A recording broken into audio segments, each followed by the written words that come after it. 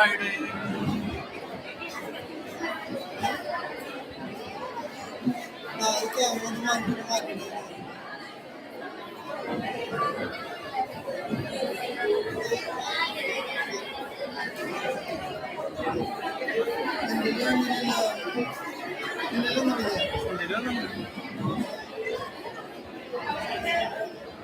ഇതൊരു ക്ലാരിറ്റി ഇല്ലാത്ത പോലെ 10 കണക്കില്ല.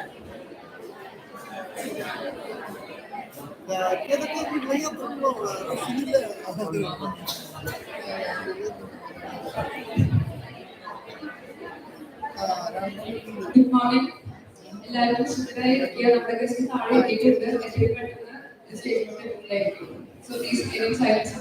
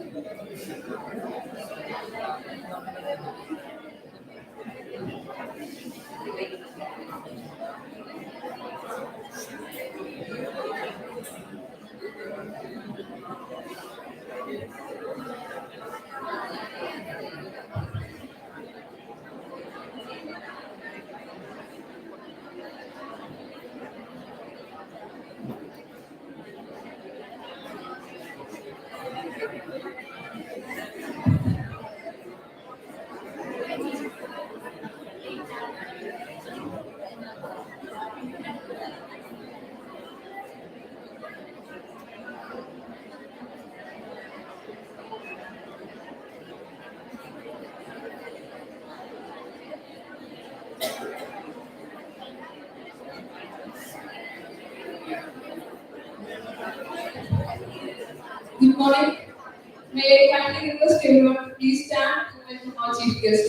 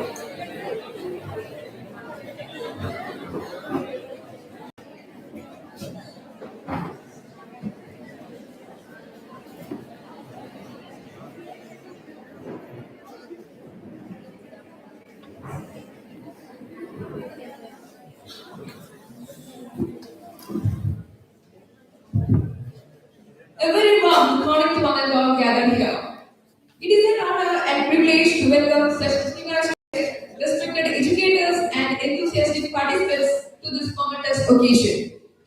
Today marks the beginning of a two-day national conference on empowering future educators for sustainable development, innovations, practices, and challenges organized by St. Joseph Training College, Pavaratty in collaboration with IQAC. This conference is a celebration of ideas, insights, and innovations that aim to shape the educators of tomorrow. Through various sessions, we will explore new perspectives on sustainable development and its connection to education. We hope this event serves as a platform to exchange knowledge and build meaningful collaborations. To begin this auspicious day, let us seek the Almighty's blessings. I request everyone to rise for the prayer.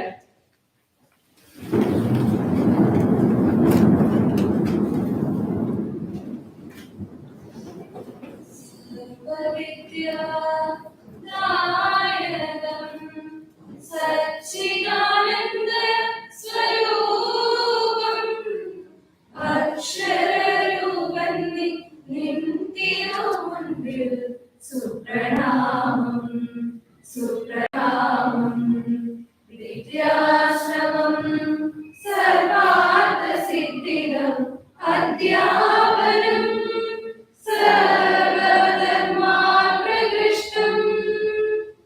विद्याश्रमं सर्वार्थसिद्धिदम् अध्यापनं सर्वधर्माप्रकृष्टम् तमसो मा ज्योतिर्गमय मृत्योर्मा अमृतं गमय ज्ञानतीत प्रदायकम् मुक्तिमार्ग प्रचोदकम् सर्वविद्या सागरं निन्मुन्बिल सुप्रणamam सुप्रणamam सुप्रणamam.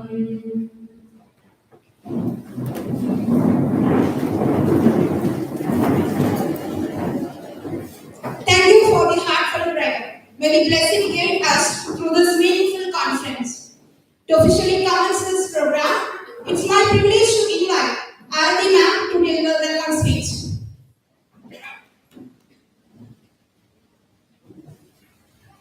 A very good morning to one and all.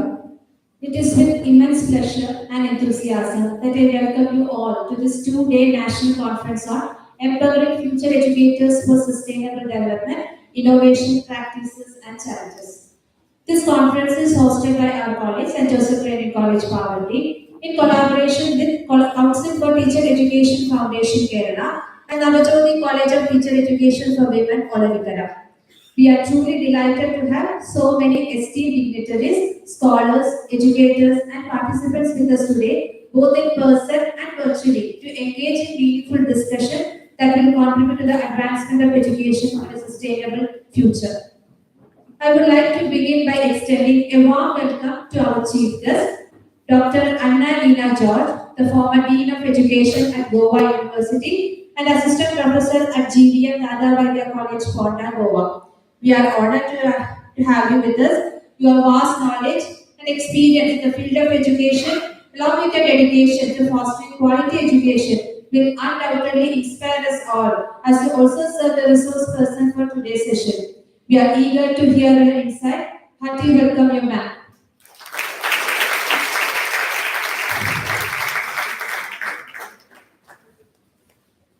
I would also like to extend a heartfelt welcome to our chief guest for the inauguration, Reverend Father Jose Kirangan CMR, the principal of Dogs Academy ICSE School, Varadarappalli.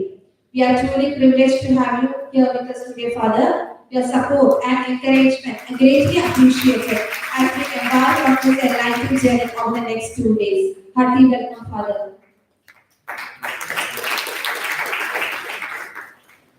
Our keynote speaker, Professor Dr. Asha Vijay, former Dean of MG University and Head of the Department of School of Pedagogical Sciences at MG University and a representative of State of Kerala, is an authority in the field of pedagogy. We are grateful for your presence today and look forward to your thought-provoking address, which will set the tone for our discussion on innovation and challenges in sustainable educational practices. Welcome, ma'am.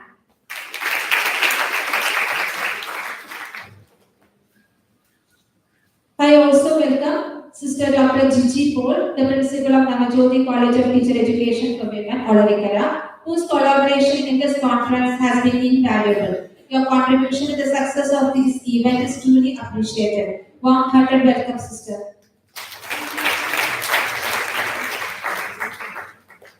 A special word of thanks goes to our college manager, Reverend Father Joseph Pavaratty, CMI, whose continued support and guidance make events like this possible.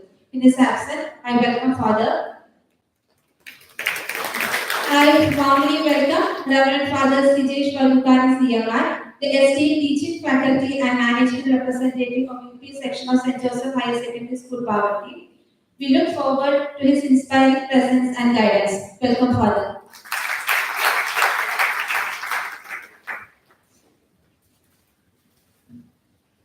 We are also delighted to have the presence of GPA Secretary, Mr. Andrew Varghese, whose support has been essential in organizing this conference. Thank you for being here and your continuous dedication to the betterment of college community. Welcome, sir. It is with immense pleasure that I extend a warm welcome to the President of our College Alumni Association, Mr. Mohammad Fasil, who joins us today to mark the beginning of this much anticipated national conference. Welcome, Mr. Fasil. I extend my heartfelt welcome to our college union chairperson, Mr. Shibin Sajid, who is to propose a vote of thanks for today's occasion. His vision and leadership is guiding our college to greater heights. Welcome, Mr. Shibin. A very special welcome to all the participants, both online and offline, who have taken time out of their busy schedule to be with us. Your enthusiasm and engagement are what will make this conference truly meaningful. We hope this session will inspire you, provoke you new ideas, and foster a collective commitment to empowering future educators for sustainable development. Welcome all the participants. To the teaching and non-teaching faculty of our college, your commitment to the growth and success of this institution is truly commendable. Thank you for your constant support and look forward to seeing you all contribute to the success of this conference. Welcome to all the faculties of our college. And of course, a warm welcome to all the students of our college. You are the future of education, and your active participation and eagerness to learn will play an important role in making this conference a great success. Welcome to all our students. We are gathered here today because we are recognize the importance of sustainable development in education and the pivotal role educators play in shaping a more sustainable world. Through this conference, we aim to discuss innovative practices, share challenges, and explore how we as educators can work together to empower future generations for a brighter and more sustainable future. I once again extend a heartfelt welcome to all of you, and I am confident that this conference will be a memorable and enriching experience for everyone involved. Let us work together to inspire, innovate, and transform education for a better tomorrow. Thank you.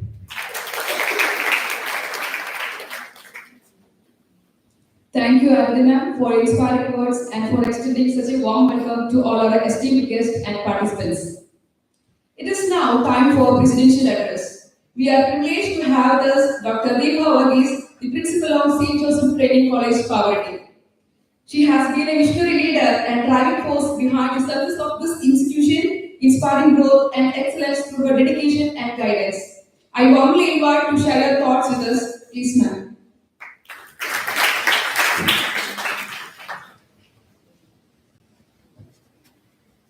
Warm morning to all.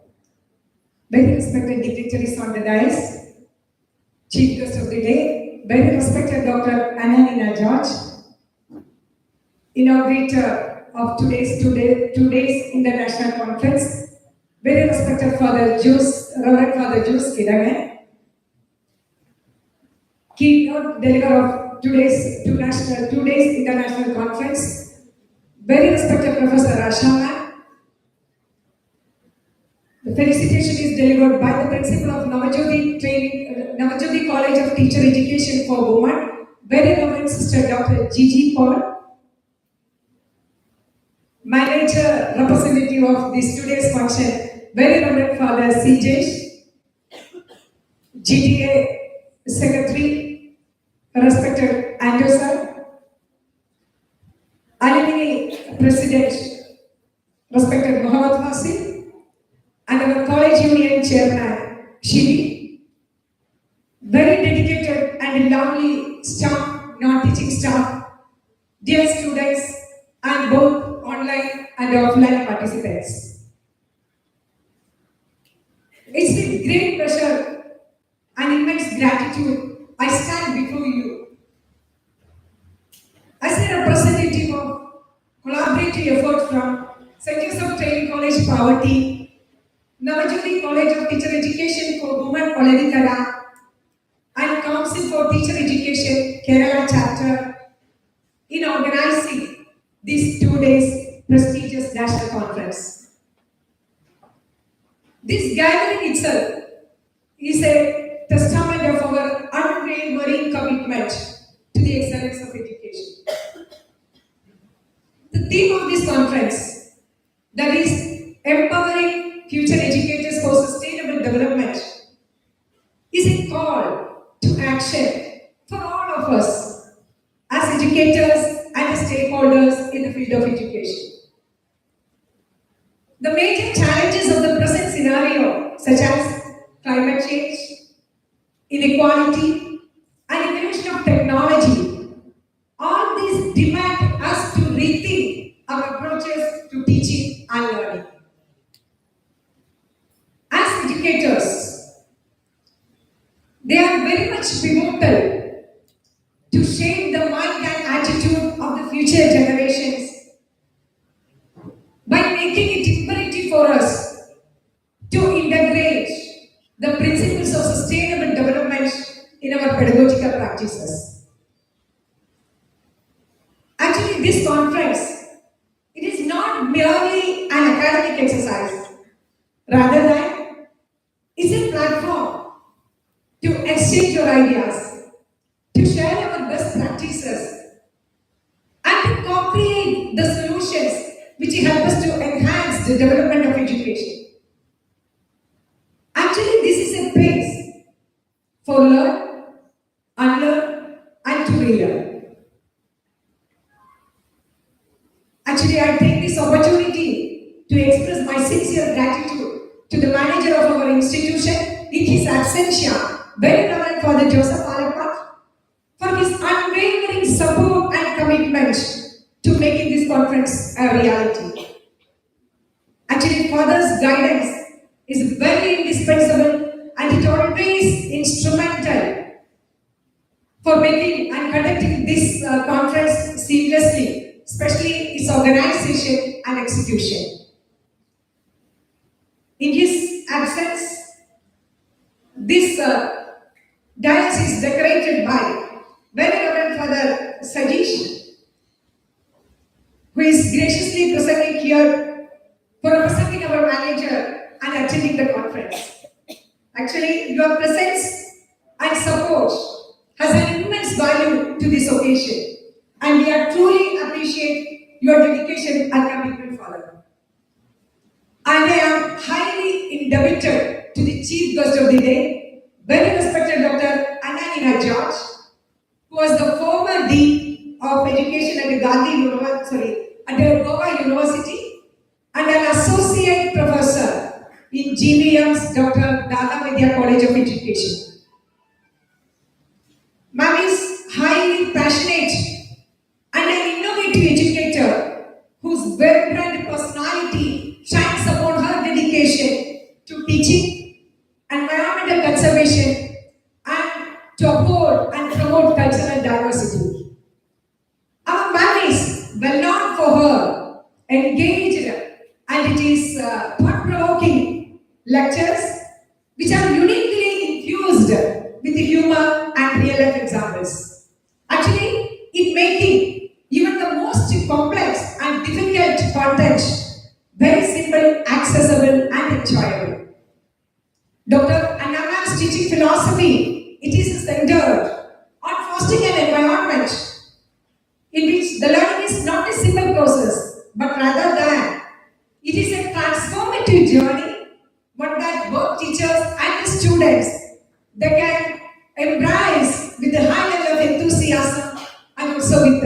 trust.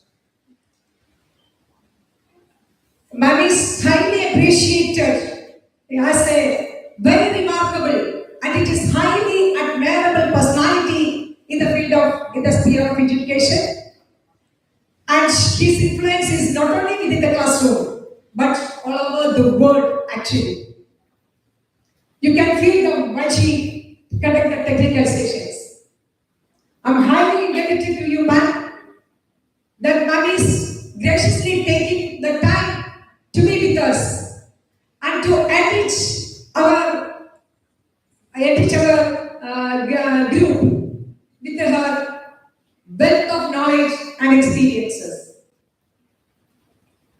I'm also highly honored and privileged to get an active person today to inaugurate this auspicious occasion, very Reverend Father Jules Kidaman, who is also inspiring. He's a brilliant and he was the principal of Lord's Academy. His vision and his approaches are always inspiring to many and also to us. And I'm also privileged by the presence of very respected Professor Ashama, who was the former Dean of Gandhi University, currently as a professor, currently as the Director of School of Pedagogical Science, Mahatma Gandhi University at Kottayam. Definitely, ma'am's support, it is indispensable and it is very crucial for the successful execution of today's 2 days international conference. Professor Ashama is a towering personality in the field of education, not only because of her academic excellence, but also because of her visionary leadership and commitment to the advancement of education. We are so privileged and honored to be honored that the ma'am is here, so we can learn from her valuable expertise. At this point, I am highly appreciated the esteemed presence of very Reverend Sister Dr. Gigi Pon, the principal of St. Joseph Training the principal of Navajyoti College of Teacher Education for Women, Olanipara. She is an extraordinary, brilliant, systematic, energetic leader who inspires all of us. And sisters sharing commitment to the enhancement or to the upliftment of the teacher education always be an example for us to move our conference in a very successful way. I'm also highly honored by his presence. And I am appreciated the presence of GTA Secretary, respected Anthony sir, the presence of Alumni President Mohammed, and the presence of College Union Chairman Shivi, and also the IPC Secretary of our college, Miss Mary Diana Paul, IPC Secretary of Navajyoti College of Teacher Education, respected Dr. Mary Ann Paulsey, and the coordinators. I am highly appreciated and I am very privileged and I am highly indebted to the coordinators of this 2 days national program, that is my colleagues Miss Shaini Sivi and Adadi, for their dedication and their unwavering commitment to these programs. And also I remember with gratitude my highly dedicated team of teaching and non-teaching staff and also my students. Dear online and offline participants, as we embark on this journey of 2 days national conference, I wish all the participants can actively participate in all sessions. You can exchange your valuable ideas and you can take back anything that is able to do the things practically in your institutions. Once again, I welcome you all and may this conference be the beacon of inspiration and also act as a catalyst for a positive change in the field of education. Thank you all.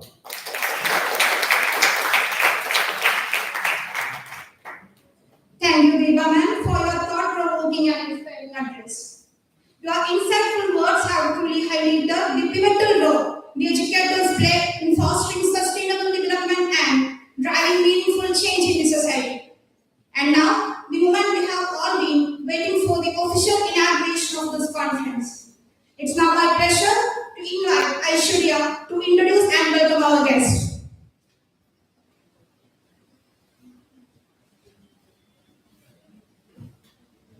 Good morning, esteemed guests, respected faculty, and dear students. It's an honor to introduce to you a distinguished individual who has greatly contributed to the field of education and has been an inspiration to many. Please join me in welcoming Reverend Father Jose Kidangan CMI, an esteemed academic leader and educator. Father Kidangan is currently serving as the principal of Lord's Academy, Malandarapalli, where he continues to guide and shape the future of students with great dedication. Before this, he held the position of founder principal at Good Shepherd CMI School, Kunnamala, where he laid a strong foundation for the institution and played a pivotal role in its success. He also served as the former principal of Carmel HSS Chalapudi, where he left behind a legacy of excellence in education. Father Kidangan holds a postgraduate degree in English literature, further reflecting his passion for the development of both language and learning. His profound knowledge and commitment to education have made a lasting impact on students and colleagues alike. We are privileged to have him with us today, and we look forward to gaining insights from his wealth of experience and knowledge. Please join me in extending a warm welcome to Reverend Father Jose Kidangan CMI to light the lamp to formally inaugurate the function and for the inaugural address. Please.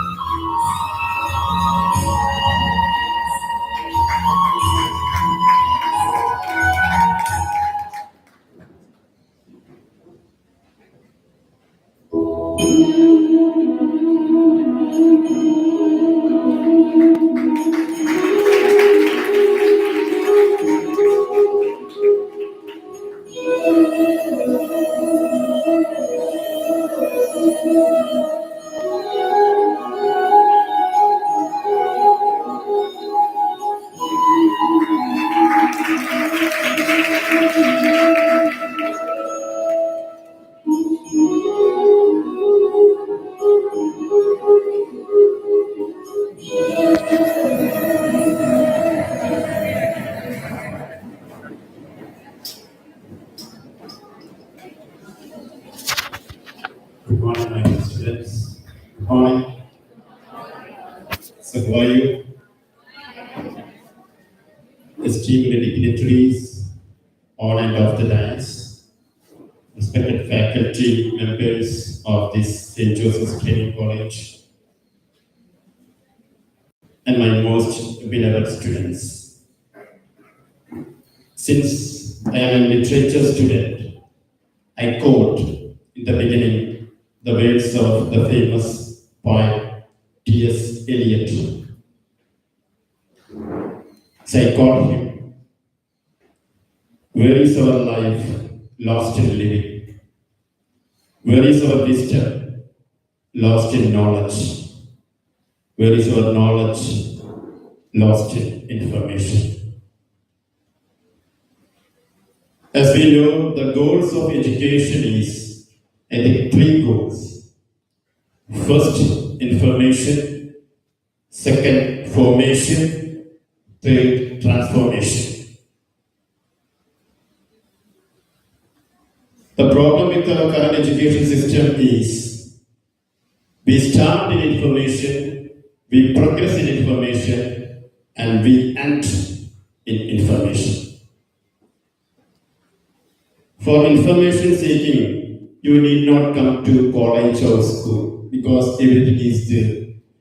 When I was studying like yesterday, it was not there. But every information is here, better than your teacher or better than your professor.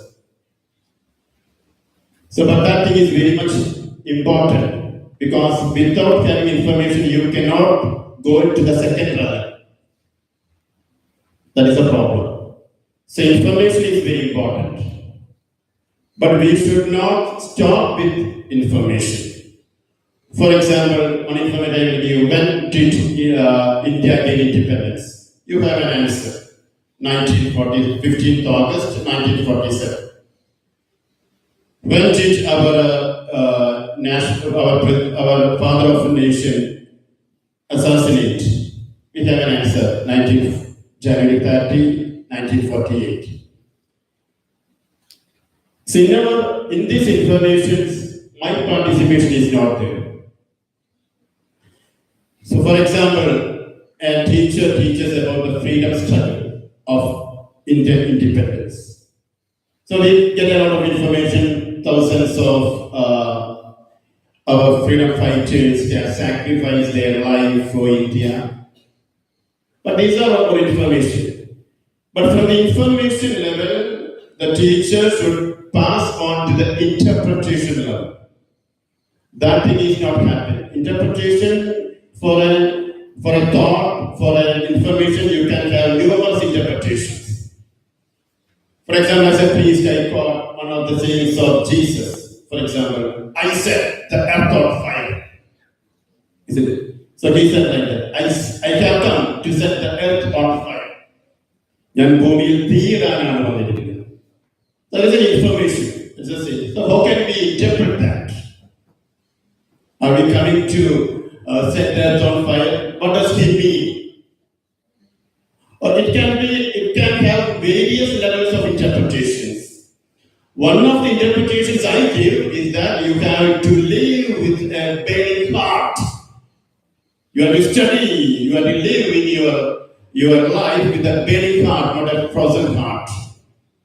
Everything you do with a burning heart. That can be one of the interpretations.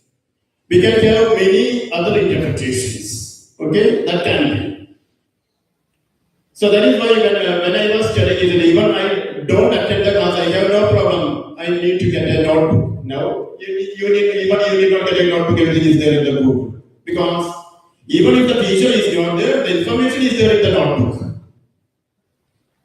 For the information, you don't need a teacher. But how to interpret, that won't be there in the book, isn't it? So when the teacher is teaching you about the independence struggle, then the teachers should say, we are enjoying their sacrifice. We are enjoying their sacrifice. And we have to live, all Indians as our brothers and sisters, and you have to live and you have to love our mother nation. India. So it is interpreted into your life. Unless it is not interpreted into your life, it won't be sustainable. Our topic is sustainable. And it's long lasting. Sustinama, it's long lasting. Isn't it? Unless that information is infused into your heart, it will be an information. It will be an information. So that is the tragedy with the modern education. We start in information, we progress in information, we end in information. There is nothing not connected to our life. It's interpretation. So when you become the teachers, the future teachers, either in the schools or the colleges or wherever you are, information, now what is the problem? We have a syllabus and we stick to that syllabus. I was in schools, not in college level schools. College level also, there is a syllabus, and we study the syllabus, and we teach the syllabus, you study the syllabus over. Nothing beyond the syllabus. Actually, the study is beyond your syllabus. The syllabus, only only the information, whatever the subject you teach, whether it's maths, English, or any other physical science or natural science. Only through interpretation that you can give one insight. And insight only will form you. So, information, interpretation, and insights. Then you will get an insight how to live or how to live. So that is very important understanding. So, for example, what is the problem with today's school education or college education? They are testing only their memory, rote memorization. You study something and you write. But when you think in competitive levels, whether it's NEET, JEE, or a bank test, or PSC test, it is not memory. They are testing your understanding, isn't it? So in the school or college level, you study in a way that you are memorizing something and you write something. Now there are application level questions in ICSE now they are having not, but all the questions are not application level. But in competitive exams, questions will be asked only in the understanding level. So you have to understand the concept, isn't it? Then only you will be victorious. For example, when I was serving as the principal of Karnal High Secondary School, one student got 1,200 out of 1,200. Full marks are possible. But that student couldn't clear the NEET exam. But there was a student, the lowest mark was of 87% at that time, in 2018. But that student cleared NEET exam. So what is the difference? One student studied only rote memorization. Another student studied understanding all the concepts. Isn't it?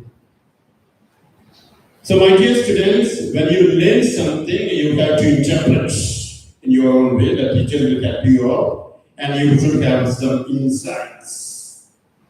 Then only you have to come to the next level, formation. Formation means you know that's formation. Your character, your behavior, isn't it? Your gentleness. Now what is the problem? We study only to have money. Money is the only law, isn't it? Money is the only law. That is a tragedy of today's generation. Everything only for money, not for life. Our education won't affect our life. It is not affecting our life. Nothing. We are having a career, we are getting a job, and we live comfortably, isn't it? Happily. So that formation part should come, isn't it? That is why many educated people are doing many crimes. They are educated, isn't it? The tutorials, New York class, they are educated engineers. So the next level it should pass on to formation. That is why our Rabindranath Tagore, so he has formed a university, Vishwa Bharati University, he started. And what is the motto of that?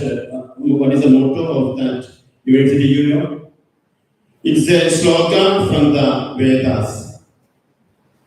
Yat Visham Ekanita. What does it mean?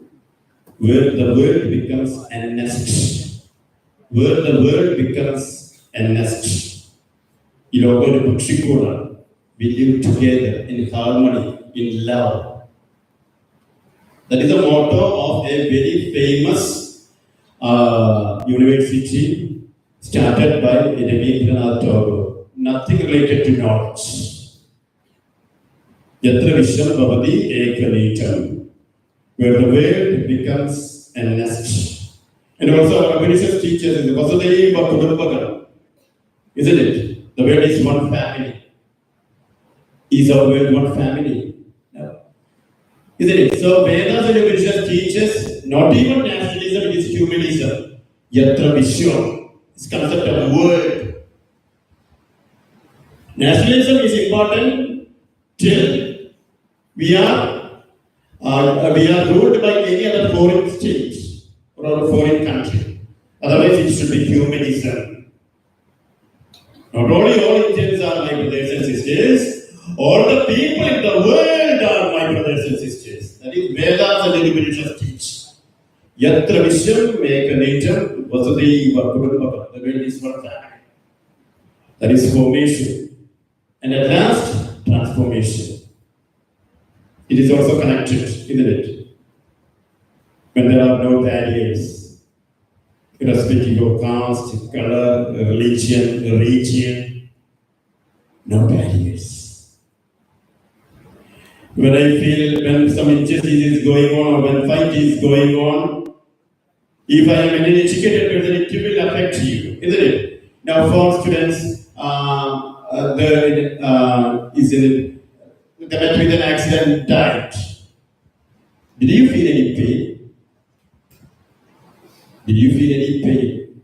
We are not at all related to that for students. If we feel the pain, our education is complete. If you are not able to see the pain of your neighbors, that is a transformation level. Your education is incomplete. Whatever the salary that you get, whatever the job that you got, nothing is important unless you feel the pain of others. And that is the ultimate aim of education. So it's starting with information, interpretation, insight, formation, transformation. Then you are transformed. So my dear students, these 2 days of seminar will help you out to achieve that goal. So we have eminent professors, eminent educationists, they will give you more insights so that your education will be better. Education should be life-oriented. Yatra Vishwam Bhavati Ekanetam, where the world becomes a nest. Thank you, and God bless you.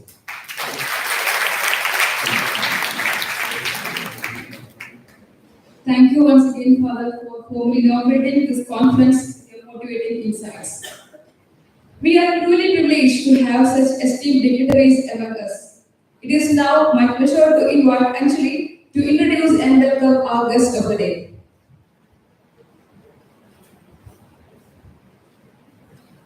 Ladies and gentlemen, it is with immense pride and honor that we welcome our esteemed guest, Dr. Anna George, an accomplished and visionary educator with a remarkable career spanning over 3 decades. Dr. Anna George, currently an associate professor at GVM's Dr. Dada Vaidya College of Education, Goa, has dedicated 31 years of shaping the field of education with passion and innovation. A two-time gold medalist from the prestigious Maharaja Sahibabad University of Baroda, she holds a PhD in mathematics education.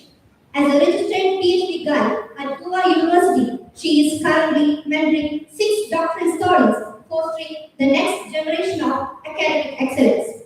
Dr. Anna George is a recipient of numerous accolades, including the Uttama Woman Achiever Award for Education and the Progress Global Award for Innovative Academician in Higher Education. Her workshops spanning national and international platforms convey humor, practical insights, and deep expertise, making her a favorite among educators and students alike. Her influence extends beyond the classrooms. As an environmental educator, she has guided over 2,500 projects, spearheaded initiatives like the Monsoon Biodiversity Project, and represented India at international conferences, including one in Israel on mathematics for sustainable development. Her dedication to science education is exemplified by Science Fair Outreach Program, which has impacted thousands of students across the nation. Dr. Anna George's contributions reflected her beliefs that every student has potential to excel when nourished in a supportive and inclusive environment. She draws inspiration from her vibrant upbringing in Gujarat and harmonize the cultural diversity of India. Please join me warmly welcome the dynamic and inspired Dr. Anna George to our event.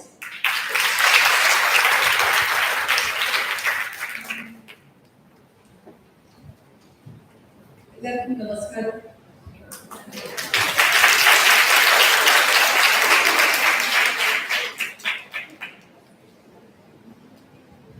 വളരെ ബഹുമാനപ്പെട്ട innovator father Jose Kennan, director of school pedagogical science professor Asha, principal of Navajyoti college of teacher education for women doctor sister Jiji Paul, management representative of St. Joseph Upper Primary School, Father Sijish Vatakadan, GTA President Mr. Andam, Alumni President Mr. Mohammed Fazi, College Union Chairman Mr. Shivin, Program Coordinators Ms. Shiny and Ms. Arti, and Valara Snehakla. വളരെ സ്നേഹമുള്ള of St. Joseph Training College, Pavaratty, my loving friend, Dr. Deepa. ഞാൻ ഒരിക്കലും മലയാളത്തില് ഇങ്ങനെ public സംസാരിച്ചിട്ടില്ല. I am not used to speaking. പക്ഷെങ്കിൽ I took a risk. From childhood, ചെറുപ്പം മുതലേ മലയാളം കേട്ടിട്ടുണ്ട്. And I have heard, I was talking with father, വളരെ നല്ല മലയാളം കേട്ടിട്ടുണ്ട്.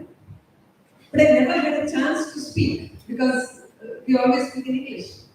അപ്പോൾ ഞാൻ വിചാരിച്ചു this will be the right moment. കേരളയിലെ ഒരു conference attended by all.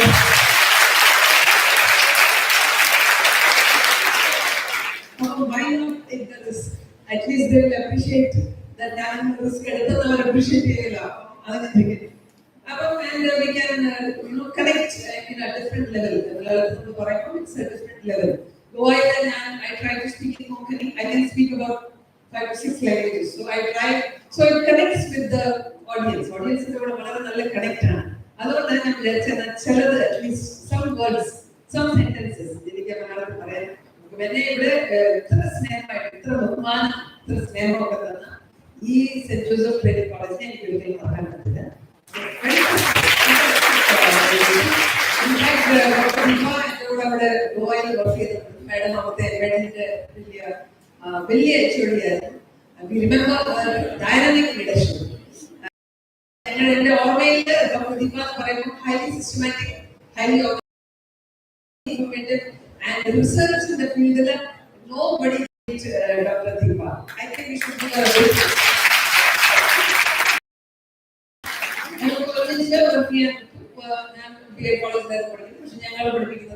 We are in the same building, we share everything. So, every interaction, Dr. Deepa, it's very academic and very loving and very passionate. Madam is a passion, the whole passion. So, Madam is a passion to be very Indian. So, you are very lucky. You are very lucky to have such a dedicated, because it's very rare, like what Father was talking about information. Madam is not just having information, Madam is having passion and dedication. All her words, all her speech, she will never find a way not to do. Madam hard work in the way of the room. She's an embodiment of hard work. She will not leave anything. She will be doing to bring success. So I feel we have a great leader and we have got great people here. ഈ conference ചുമ്മാ don't be under that impression because we were also students. We had golden opportunity to study education, to learn, particularly from Maharaja Sayajirao University where I am coming from. You can go on the internet and if you put Maharaja Sayajirao University of Baroda, you will see what I am talking about. It's a very, very prestigious university of India. And prestigious it is not the building, of course the buildings are good, but the inspiration that we got from our teachers. I didn't waste my time when I was doing all my graduation, was visualization, everything that I did it with a lot of dedication. But teachers were like that, and the entire environment was like that. But there may have been people who have not done, I know many people who are ahead of me, but they have not reached where I have reached. So it is not the building, it's not the teachers, it's what you do about it. But നിങ്ങൾക്ക് ഇങ്ങനെ ഒരു ഇങ്ങനെ ഒരു നല്ലൊരു opportunity കിട്ടുമ്പോൾ അത് വെറുതെ ആക്കരുത്. Don't waste it. You don't get so many people talking to you every day. ഇത് എപ്പോഴും വരത്തില്ല. So the kind of people whom I heard when I was a student, ഇപ്പൊ നമുക്ക് അവരെ കേൾക്കാൻ പറ്റില്ല. Many of them are no more. Fantastic professors, they are no more. So good that I learned from them, and I have got very, very rich memories of my professors. അപ്പം നിങ്ങൾക്ക് ഇങ്ങനെ ഒരു അവസരം കിട്ടുന്നത് നിങ്ങൾ വെറുതെ ആക്കരുത്. You should not waste. ഇതിനകത്ത് ഒരുപാട് thought process ഉണ്ട്. നല്ല thought process ഒക്കെയാണ് വന്നത്. നല്ല നല്ല ഐഡിയാസ് ഒക്കെ. These are seeds. അപ്പം നിങ്ങൾ അതിനെ സ്റ്റോർ ചെയ്ത് അത് വലുതാക്കണം. That is your role. So we can only give you seeds. We can only throw some thoughts because we have achieved. We have come to this level. You are in the process. അപ്പം നിങ്ങൾ അത് വെറുതെ ആക്കരുത് എന്നുള്ളതാണ് എൻ്റെ ഒരു appeal. We were also young, and when we were young, things were better. Because things are very bad because too much of attractions all over. So be attracted to yourself. I would say you should always think, will it benefit me, and will it benefit my future? So definitely looking at the internet or looking at all the photographs which are coming in, what is that, Instagram? It's not going to be okay. You are wasting your time. I don't understand. നമ്മുടെ തന്നെ കാശ് കൊടുത്ത് നമ്മൾ തന്നെ phone വാങ്ങിച്ച് അതിനകത്ത് നമ്മൾ തന്നെ പൈസ ആയിട്ട് എല്ലാവരുടെയും ഫോട്ടോ കൊടുക്കും. What is the logic here? I don't understand. അവരുടെ ഉടുപ്പ് കാണാൻ ഞാൻ തന്നെ കാശ് തരുന്നില്ല. I don't understand that. You should spend money for yourself. So with your father's hard-earned money, your hard-earned money, about ഇങ്ങനത്തെ ഒരു conference come with a sharp focus. What am I going to learn from this? How will it benefit my future? അങ്ങനത്തെ ഒരു വിചാരം. അതിനുവേണ്ടി എത്ര പ്രയാസപ്പെട്ടിട്ടുണ്ട് doctor Deepa എന്ന team, എത്ര പ്രയാസപ്പെട്ട എല്ലാവരും വിളിച്ച് they spend so much time, money, energy, planning, and then if you don't take anything out of it, that will be a waste. അപ്പോൾ നമ്മുടെ മുന്നിൽ നിൽക്കുന്ന a lot of challenges ആണ്. ഞങ്ങളുടെ സ്കൂളിൽ ഞങ്ങളുടെ കോളേജിൽ സ്കൂളിൽ പഠിക്കുമ്പോൾ world did not have so much of challenges. Now the challenges are too much, and day by day challenges are increasing. Isn't it? Whether it is environment or political or financial, all challenges are on. അപ്പോൾ നിങ്ങൾ വളരെ ഷാർപ്പായിട്ട് നിങ്ങൾ എവിടെയൊക്കെ information കിട്ടുന്നു, ആരൊക്കെ എന്തൊക്കെ information തരുന്നു, അതൊക്കെ എടുത്ത് how to use it in your own future. എന്നത് വെറുതെ എക്സാം മാത്രം പാസ്സായി പോകണം അങ്ങനെ വിചാരിച്ചാലൊന്നും പറ്റില്ല.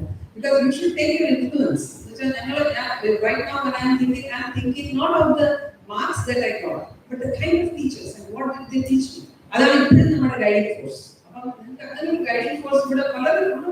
ഞങ്ങളുടെ ക്ലാസ്സിൽ ടീച്ചേഴ്സ്, പ്രിൻസിപ്പൽ, മറ്റ് സ്റ്റുഡൻസ് എല്ലാവരും വളരെ ഇൻഫ്ലുവൻസ് തരുന്നവരുണ്ട്. നമുക്ക് ഇൻഫ്ലുവൻസേഴ്സിനെ നോക്കാൻ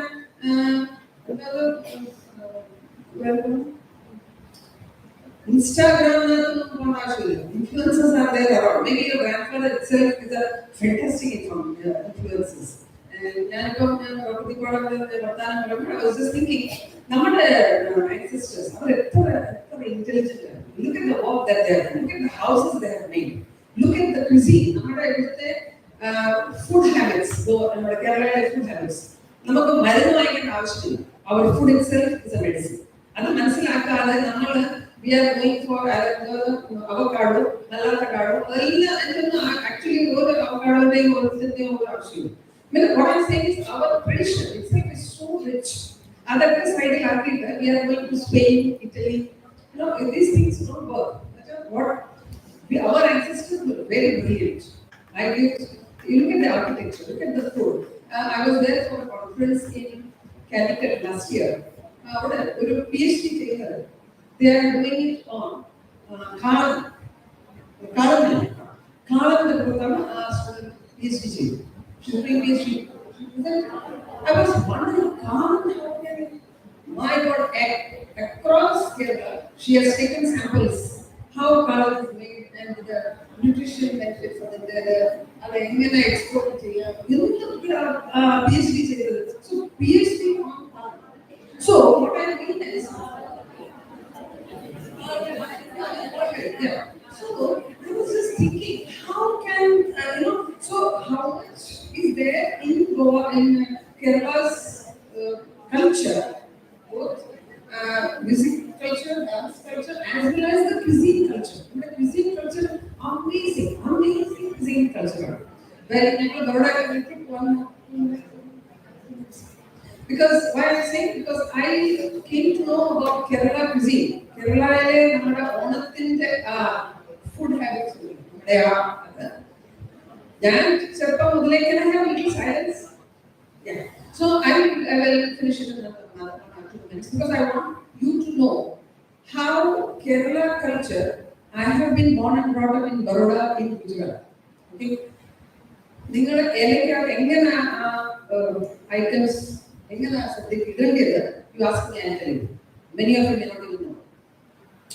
Forget that. I know you prepare all those items from Olam to SJTC to Adapatan. I can imitate.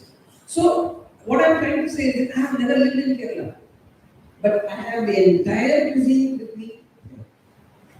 So I remember in Baroda when Onam വരുമ്പോഴത്തേക്ക് ഞങ്ങളുടെ ഇവിടുത്തെ മലയാളി സമാജം എത്ര ആക്റ്റീവ് 1970s കാര്യം എനിക്ക് പറഞ്ഞത് ബറോഡയിൽ നിന്ന് ഗുജറാത്തിൽ ഇങ്ങോട്ട് ഡയറക്റ്റ് ട്രെയിൻ ഇല്ല അതൊക്കെ സാധനങ്ങളൊക്കെ നാട്ടിൽ എങ്ങനെ പോകുന്നില്ല ആളുകൾ വോളണ്ടിയറി ആയിട്ട് ബറോഡയിൽ നിന്ന് വോളണ്ടിയർ ആയിട്ട് നാട്ടിൽ പോകും അതിന് 2-3 ട്രെയിൻ ചേഞ്ച് ചെയ്യും ഇപ്പൊ നമുക്ക് ഡയറക്റ്റ് ട്രെയിൻ ഇല്ല രാജധാനിയിൽ ഇരുന്നാലും 10 മണിക്കൂർ ആദ്യം ഈ പരിപാടിയില്ല അപ്പോൾ ആ ഒരു ഡെഡിക്കേഷൻ ഇയർ ആഫ്റ്റർ ഇയർ അവർ വന്ന് ഇവിടെ നിന്ന് ചെറിയ ഉള്ളിയൊക്കെ വേണ്ടേ ഓണാക്കാണെങ്കിൽ അതൊക്കെ വാങ്ങിക്കുക ഗുജറാത്തിൽ നിന്നും കിട്ടുന്നില്ല ഈ നാട്ടിലെ സാധനങ്ങളൊന്നും ഗുജറാത്തിൽ കിട്ടുന്നില്ല അടപ്രഥമൻ എന്നുള്ള അടയൊക്കെ അവിടെ ഉണ്ടാക്കുന്നത് I have seen it. So being in Gujarat, I have seen the entire cuisine of Kerala made in front of my eyes. എത്ര പേർക്ക് 600 people. It's not a joke. How to sit in the sadhya. എങ്ങനെയാണ് സദ്യ ചെയ്യുന്നത്? I have seen all this from my childhood. You may not have seen it. So what I'm saying is that being in Gujarat, in the world, I could get the entire gist of Kerala sitting there. So we have developed a special liking for the cuisine of Kerala. If you have biryani, I will go for Onam food. I will not take this.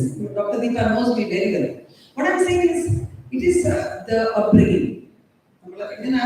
ചെറുപ്പം മുതലേ അവിടെ ഗുജറാത്തിലെ ആളുകൾ ഗുജറാത്തിലെ അറിയാമല്ലോ അവര് എല്ലാവരുടെയും cuisine ഒരുപാട് അപ്രീഷിയേറ്റ് ചെയ്യുന്ന ഒരു കമ്മ്യൂണിറ്റിയാണ് Gujarati community. And I have been there for my childhood. അവർ ഞങ്ങളോട് സ്പെഷ്യലി പറയും ഓണം കാ ഖാന ബുലാനെ കാ ഓണം കാ ഖാന ആയേഗാ तो हमको बुलाने का. They love our Onam food. So അപ്പൊ നമ്മുടെ ക്വിസീനിനകത്ത് നമ്മുടെ കൾച്ചറിനകത്ത് it's a deep rooted. So that should be something that we should learn. That's the conference. What are the things that we can get? How our culture and our language, our cuisine, how that can help in sustainability. Sustainability, where our ancestors have made beautiful setup. That's we follow. വളരെ നല്ല sustainable ആയിട്ടുള്ള the whole world comes to Kerala for Ayurvedic treatment. Thousands and thousands of years ago, systematized they didn't advertise, people are coming.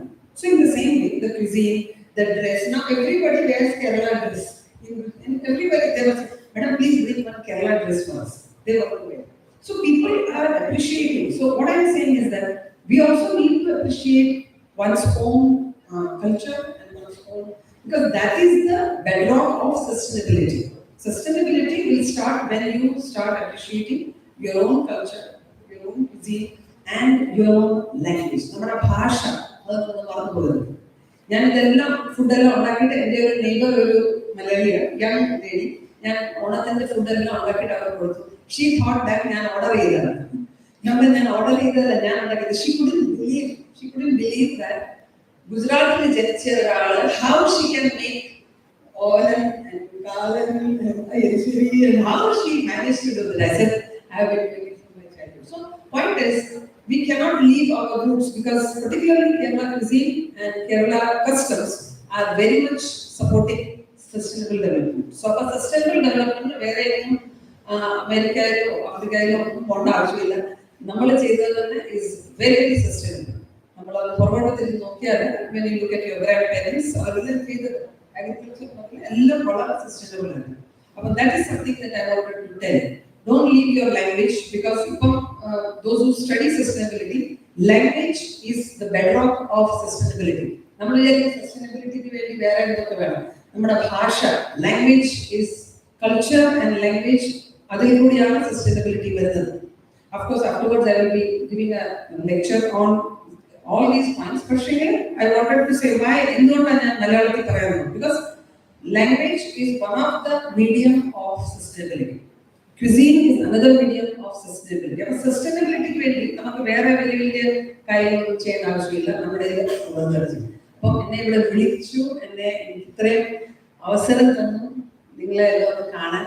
എന്റെ Malayalam experiment ചെയ്യാൻ വേണ്ടി നിങ്ങൾ എന്നെ help ചെയ്തു. വളരെ ആരും കൂടിയൊന്നുമില്ല എന്റെ മലയാളം കേട്ടിട്ട്. അപ്പൊ അത്രയും മതി.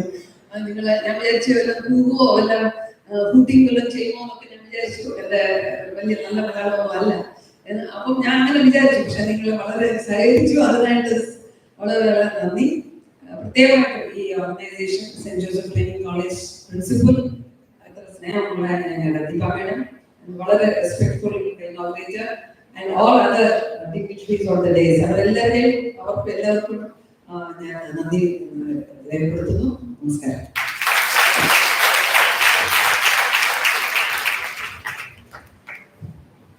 Thank you, ma'am, for sharing your work, wisdom, and for your contributions to the field of education.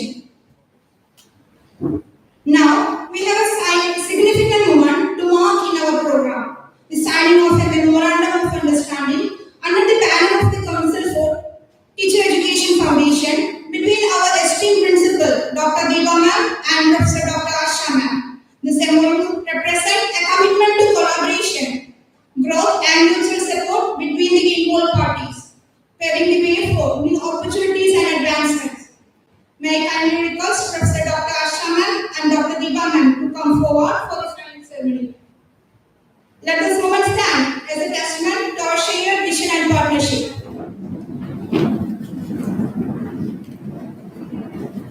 Let's support this remarkable initiative as we witness formalization of this collaboration.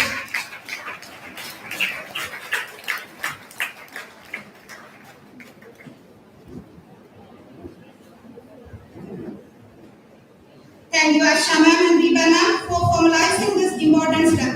We look forward to fruitful outcome of this partnership under CETAF. Now, I would like to call upon Agila to introduce and welcome our esteemed keynote speaker of the day. Good morning, everyone. It's with immense pride and privilege that I extend a warm welcome to Professor Dr. Asha J. A distinguished academician, visionary leader, and an exceptional contributor to the field of education. Professor Dr. Asha J.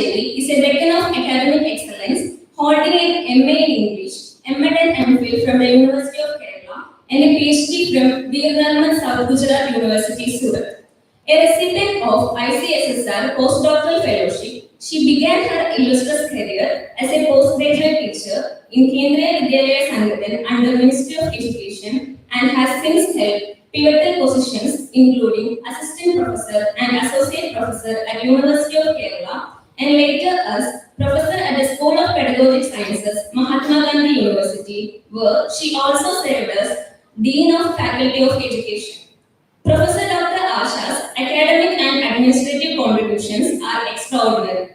She has served as course coordinator for M.Ed and academic coordinator for M.Phil programs, the chairperson of SJTC Curriculum Committee of Early Childhood Care and Education, and an expert consultant to esteemed institutions like SIET, SCRT, RIA Mysore, and numerous universities in India, including MS University, Baroda, and Madurai Kamaraj University. As a member coordinator of NAC, she has also played a vital role in shaping the quality standards of higher education institutions across the nation. Her dedication to research is unparalleled, having successfully completed 5 research projects funded by national agencies and authored 46 publications in Scopus Index, Web of Science, and UGC care listed journals. Her leadership, innovation, and commitment to educational excellence has left an indelible mark on academic landscape. It's a rare honor to host someone of her stature whose contributions continue to inspire educators and researchers across the globe. On behalf of everyone present here, I welcome Professor Dr. Asha JB to deliver the keynote address. Let us all join hands in extending a warm and respectful welcome to the illustrious speaker. Thank you.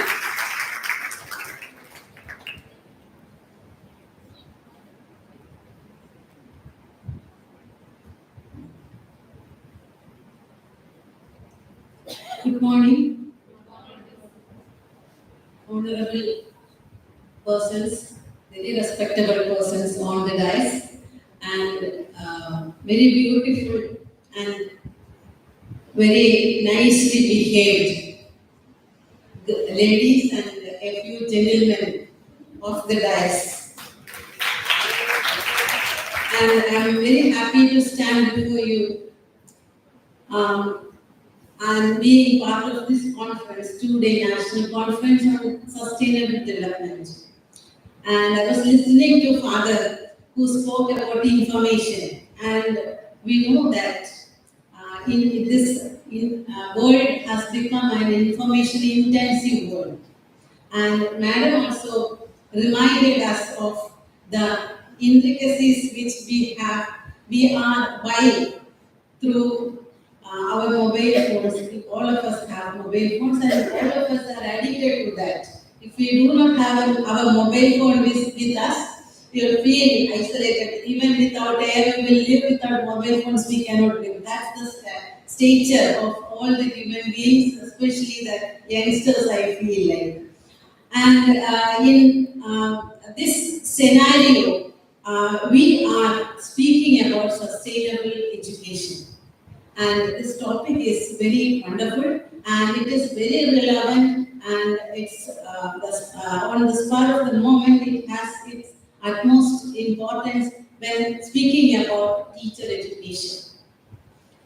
And we know that teacher education is in a very fluent state, means like a fluid status. Like where it has to go up or down, it's thinking about. And if we go down, like we start ITER, what will be our future? If you don't take up ITER, then what will happen to us? Will it be sustainable? So, as teacher educators and as teachers, it is high time that we think about our future, the future of teacher education, whether it is losing its status. We were thinking about Guru means something which has a very high stature in the society, in Indian tradition. And now that's the same thing. The teacher education is losing its status. So slowly it has lost its status. It has begun when we started the revision of our curriculum from 2009 onwards. And we didn't understand that we are losing the sand beneath our feet. So now it's a position when we cannot move away from that or step onto that.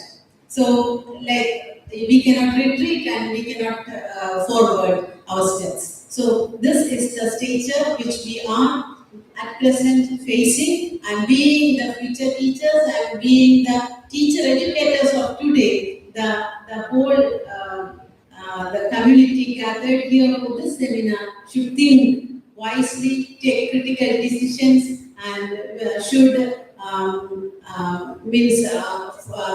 find out alternatives about how to go forward. But there are so many avenues open as well, and we should think an opportunity in every challenge. That is what I have learned from my life. So I'm going to be 60 by 2 years. So of this much years of experience I got from different places. As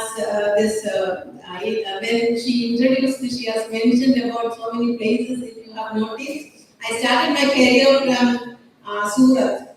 So there it was means I was very disappointed when I got an appointment in Kendriya Vidyalaya Sangathan and I was posted in Surat.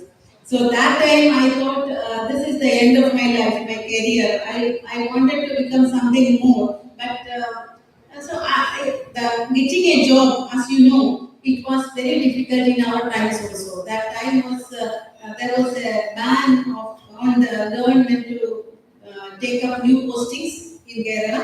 So I should take up some other career, whatever is coming in my hand.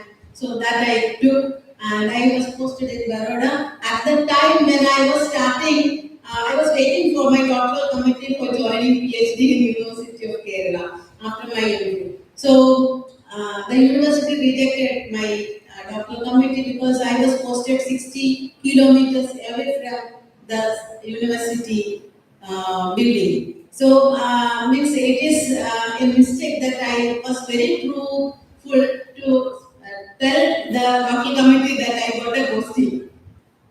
If I didn't tell them, I didn't disclose that, I could have joined the PhD. So, but I thought I will be doing an injustice to me if I don't speak out that. So I told them. So I was denied of that degree there. So I was having that ambition of taking a PhD. So I was posted in Surat, and luckily I found that South Gujarat University, the board South Gujarat University, on the opposite side of my campus, KB number 1 Surat. So I was very happy. And I was every day when I go for purchasing vegetables outside the campus, just outside the campus, I used to see the board and I will look at that. And I was not having any acquaintance there, nobody was there. I was alone. I had my daughter, a little one, she's of 3 years, and I and my daughter was both living in the campus. So it was a very means unforgettable thing that one day I met a professor in the university who was coming to pick his board who was studying in the school. So I met him. Luckily, one of his children was studying in my class. So I talked to him. He was asking me, "Madam, why can't you join PhD here?" So I took up that. It was then also there were so many hurdles to go. I will never get it from central government. There was no provision for getting permission to do part-time research. So I went up to Gandhi Nagar at that time to get I got that permission letter from that ACR, and then I came and joined there. And then there was the second task. So our MX syllabus should be approved by that board there. So that was another task. So these tasks are there everywhere in India. So now by starting, now we are moving from that. We are a little away from those tasks when we start this 4-year program. So we are on to that 4-year program, that eligibility conditions, eligibility certificate, migration certificate, all these are not required now. You store everything in the academic bank, ABC. So we can register it, we can take it out, and then only your degree will be approved. So in that way, it is a blessing in disguise. So every challenge will have a ray of hope in that. And when we think that we do not have any normal postings here in the colleges or in the schools nowadays, so there are opportunities for online education. So you be a tutor wherever you will get students from wherever you want, wherever they want, according to your expertise. Only thing, you have to excel in your field. You have to be a very excellent person, very content oriented and resourceful to deliver the content. So these two things are there, and sustainable development is nothing but economic sustainability, environmental sustainability, then as Madam said, social sustainability and cultural sustainability. So these four sustainabilities are the cornerstones of sustainable development, and as educators, we have to focus on these four areas. Whenever we have a content to deliver, you think about how can we integrate all these things in this context, in that context, in any subject. So there are no watertight compartments between the subjects. All are transdisciplinary. It can go to that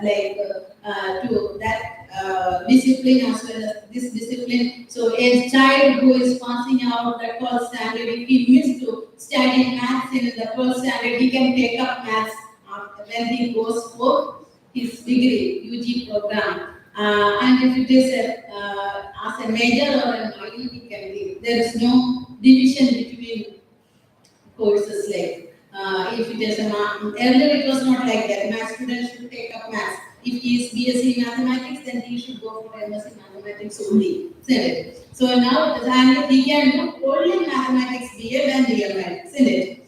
So now it has changed for the minor and major. They can take up whatever they want. They are free to choose from a basket of courses. So there are major courses and minor courses, and when ITEP is starting, we will have two majors. Education will become two majors, and education will be one major, and the other major will be your favorite subject, whatever it is. And there will be MDCs, and there will be SDCs, and then there will be AECs, ability enhancement, skill enhancement. All those courses are there. And now some of you may think that we could have waited for doing BA. Isn't it? Now why did we join? So many students are like that. They are waiting for to start again. So many are there. And when they start this UG program, after 3 years, that is the only thing where I have a difference of opinion between the ITEP program and the ITEP program designed by NCT. That after the 3 years program, if we have an honors degree where the students can go for their research.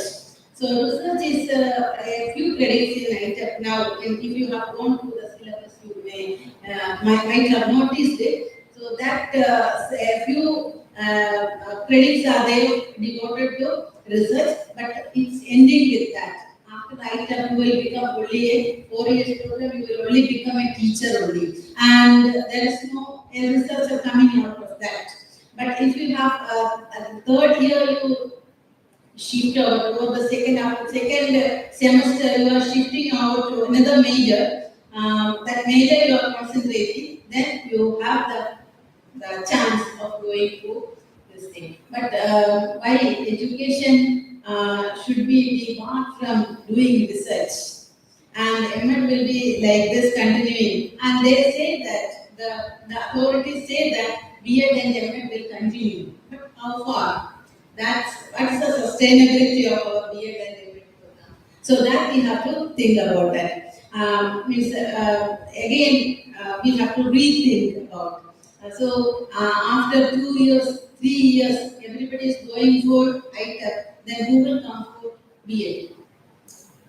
So it's just for the sake of pacifying the agreed persons. Now they say that it will continue. It will continue till what time? 2030 maximum.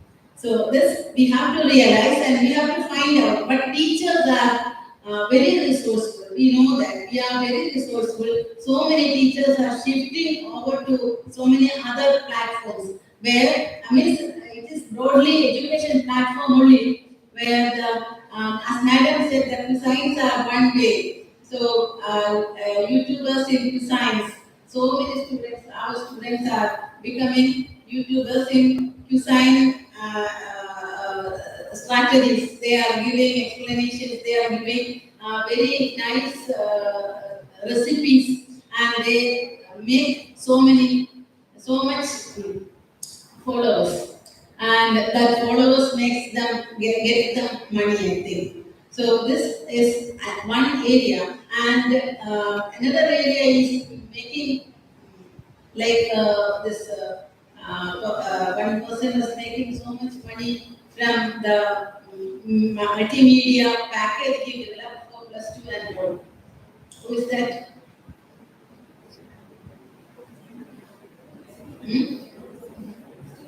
One app he developed, a person named after this app, Byju's app, and so many apps followed that.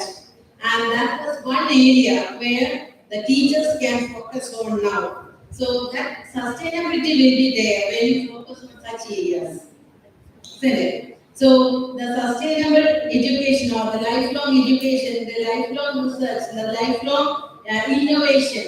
Innovation is another thing, and that is where when we look at things in a different way. So creativity is thinking differently, and that creativity is with all of us. As you have studied, we are all creative, and our creativity should find out our creativity, our strength, and we should seek opportunities to strengthen our strength. So that way you can make out of you a very good educator in a different way. So this is what sustainable education is meant for, and it is in your hands that you have to shape the future also. The children who are coming to you, they are also, it is your responsibility to be shaped by the person, the teacher you are. And the sustainable education, the transformative education, which is focusing on three things, that is the teacher, transformer, and he should be transformed to another teacher who is understanding the sympathy or the who should consider the children before him or before her as with empathy.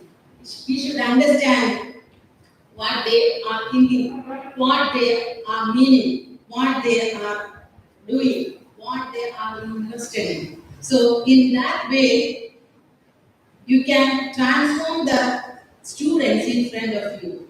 So in that way, a teacher should transform. Then only the transformation in education will happen.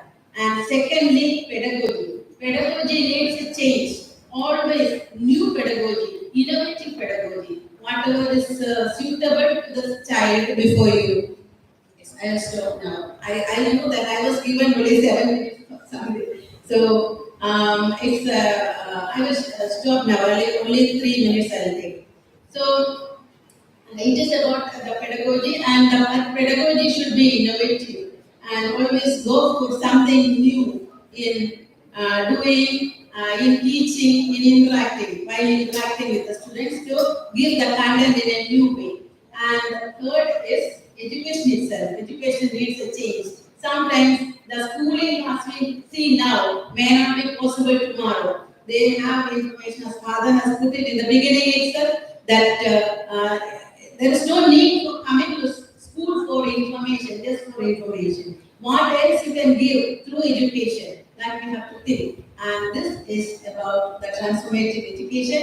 I wish you all the success and all throughout very informative and very lively sessions ahead. So you be attentive, you take away something, as Madam has told. You take something and innovate it.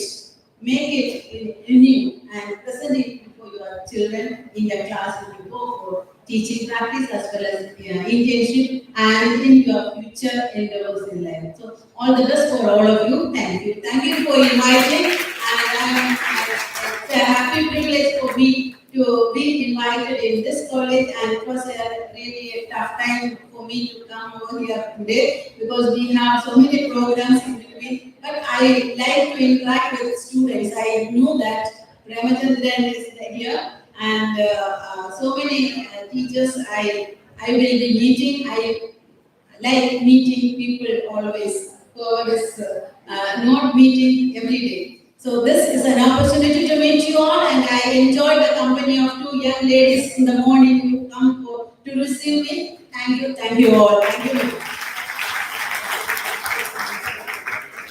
Thank you, ma'am, for that impactful and thought-provoking keynote. Your insights have set a strong foundation for this conference. Now, I would like to call upon Nandana to introduce and welcome the principal of Navjyoti College of Teacher Education for Women, Odadikara, Thrissur. Sister Dr. Gigi CHF, Principal of Navjyoti College of Teacher Education for Women, Odadikara, popularly known by Sister Anne Caroline, a beacon of hope who initiate educational programs and activities which include international seminars, national conferences, and innovative programs in academic arena and intercollegiate arts and sports arena for blooming buds in the field of education with her experience of 18 years as a teacher educator and administrator. Her achievements include first rank for master degree in education and awarded doctor degree by Mahatma Gandhi University for developing two value-based strategies, namely unique strategy and brand strategy, based on pedagogical strengths to ensure effective value of education. Sister Dr. Gigi Paul received an award entitled Best Administration and Management in Kerala from Council for Teacher Education, Kerala chapter for her contributions in the field of education. She served as Education Council for 3 years for Navjyoti province. We have with us a great visionary, energetic, and enthusiastic administrator, Sister Dr. Gigi Paul. It's my great pleasure to invite Sister Dr. Gigi Paul to join us on the stage for the special moment of felicity.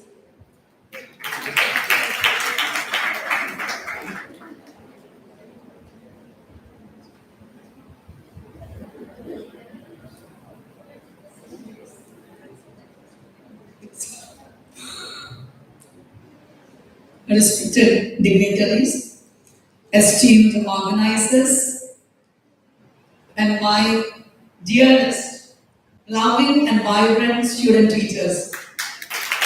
Loveliest greetings from Navjyoti. I was observing each and every student teacher who are gathered here.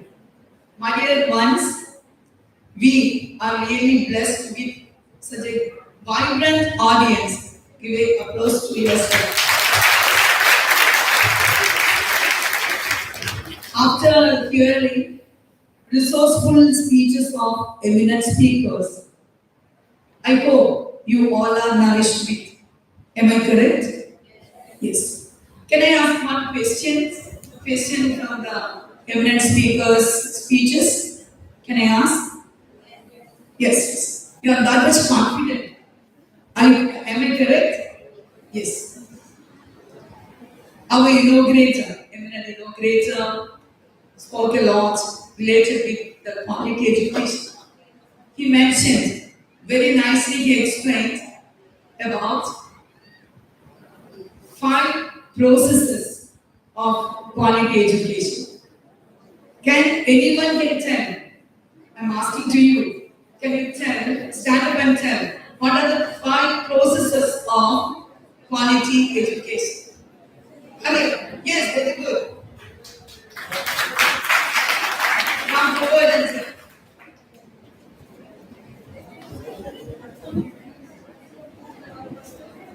Good morning, all. First one is information.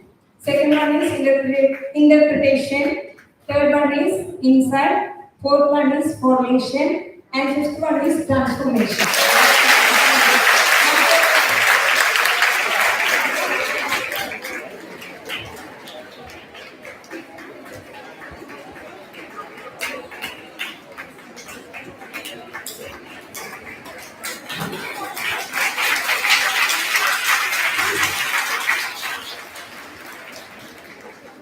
Thank you very much, Simi. I hope you all are very eager to answer all the questions. But I don't have much questions to ask now because I don't have any time to ask a lot of questions to you. Okay, anyway, I'm so happy to be here. This is such an amazing, at the same time, fraternal, collaborative, and teamwork for me. It is both and a privilege at the same time a prestige to stand before you today as a collaborator of this national seminar. What is the title of this national seminar? I can't hear.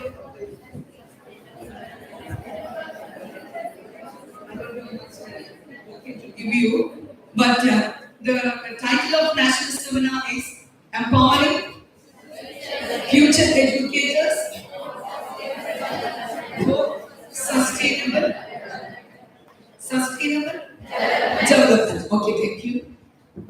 Dear ones, at the outset, let me extend my heartfelt congratulations to the organizing team, especially the supportive management, vibrant and visionary leader, principal, Dr. Deepa Varghese, then enthusiastic coordinators. I'm searching for your teachers, faculty members, I'm searching for them. Yes, I can see my student, Mary Diana.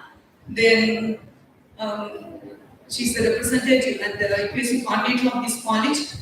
Then the faculty members. Then the beloved student teachers of this St. Joseph Training College for envisioning and executing a platform that addresses such a critical at the same time contemporized theme, that is empowering future educators for sustainable development.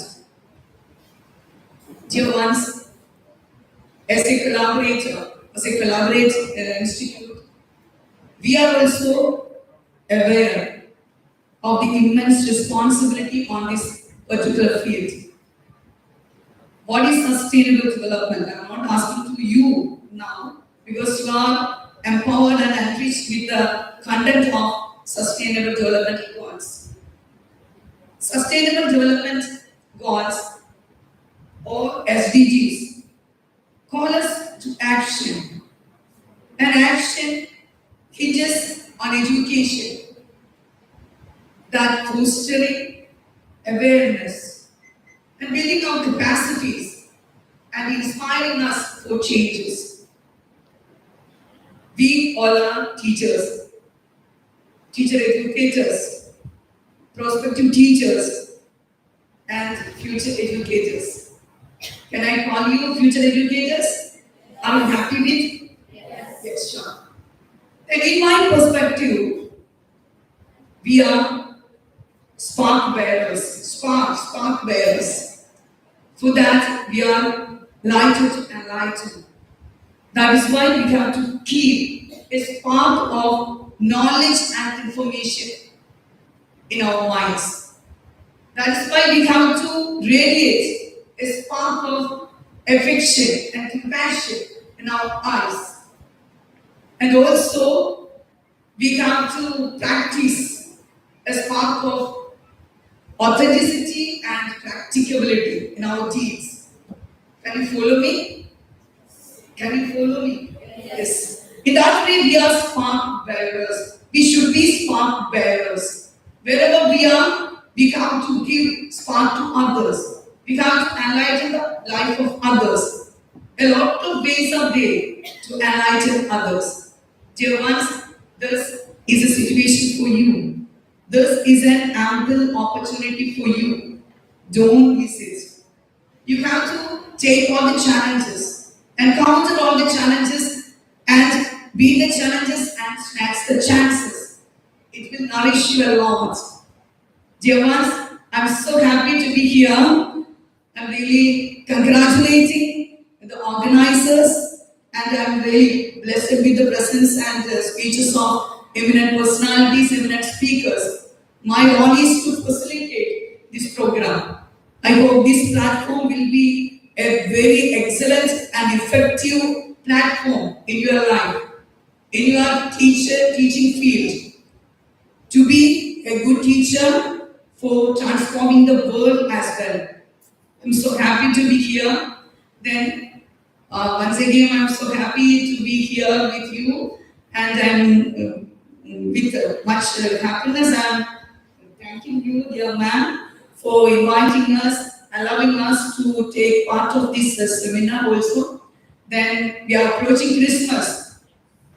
Are you ready for Christmas? Every day you are posting some Christmas messages to your WhatsApp group. Then I'm so happy to see all those things. This time I'm utilizing for wishing you a merry and happy Christmas and also a prosperous New Year. Thank you very much. May the dear Lord bless you all and love you all, my dear ones. Thank you.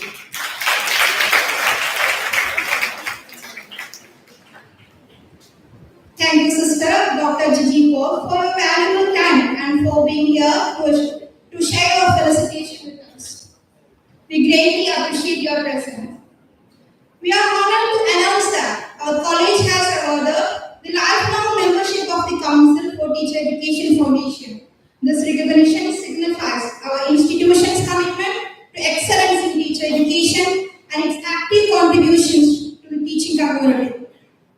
To mark this special occasion, may I now invite Professor Dr. Asha Ma'am to officially present the lifelong membership certificate to our representative manager, Reverend Father Sijesh Padukaran Singh.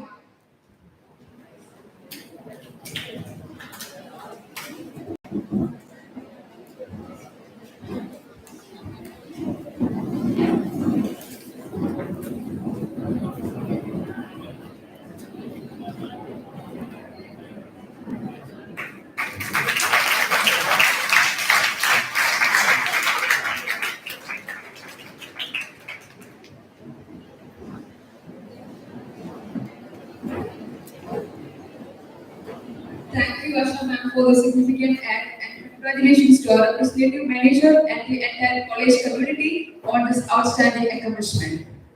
This membership deepens our association with CTF and further supports our shared commitment to advancing the quality of teacher education. It is a pleasure to introduce Mr. Endo Verghese, the Secretary of the GTA at St. Joseph Training College, Pavaratty. He has been a pillar of support in the advancement of the college, working relentlessly to ensure the betterment of the educational environment and well-being of students. So, welcome you, sir.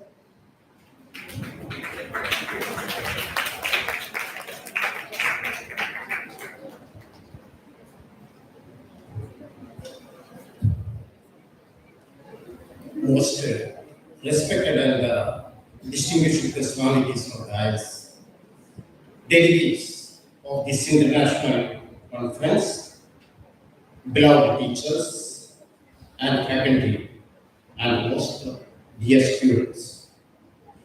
I think it is a milestone in the era of this renowned institution by hosting an international conference on a relevant subject of empowering future education for sustainable development, innovations, and practices and challenges. Last year too, we had a spectacular experience by conducting an international seminar on various subjects. First of all, I congratulate those who behind this venture, especially Reverend Father Joseph Alapad CMI Manager, Madam Principal, staff, and students of this institution. In traditional time, education was centralized on classroom and teachers. Many of the education was from the mouth of guru or teacher. Nowadays, the system of education fully diversified and students had an immense opportunity to contribute their own version in respective system. Here it is a chance to presenting papers and create innovative ideas of future education. Self-empowerment is a practice of intentionally taking charge of your life and make positive choices. I especially mentioned the word empowering. Empowering means Shakti. It involves 5 points. First one is confidence, believing in your ability to make and execute a decision. Second is self-awareness, understanding your strength and weaknesses. Third one is responsibility, taking action to advance and make meaningful choices. Fourth one is resilience, learning from mistakes and allowing yourself to grow. And fifth and last one is setting realistic goals and action on them. Empowered people are motivated to learn and achieve, and they feel more confident and focused about their goals. As a representative of Guardian Teachers Association Office of this institution, once again, I congratulate all of you and wish you success. God bless you. Then, Bon Natale. Bon Natale means Merry Christmas and a very prosperous New Year to all of you. Thank you.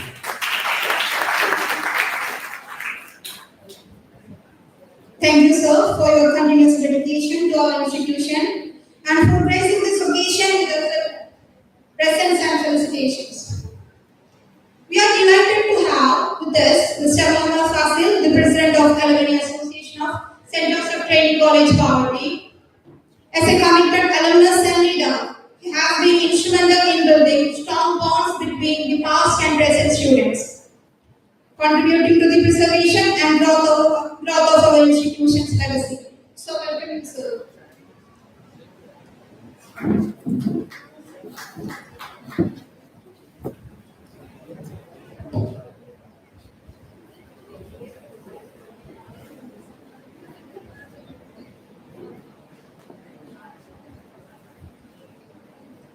Distinguished guest on and off the dais, esteemed keynote speaker, participants, faculty members, and dear student leaders.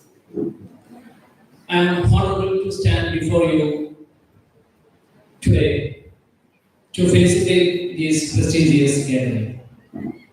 On the behalf of Alumni Association, I extend a warm welcome to each and one of you to this today's national seminar on empowering future education.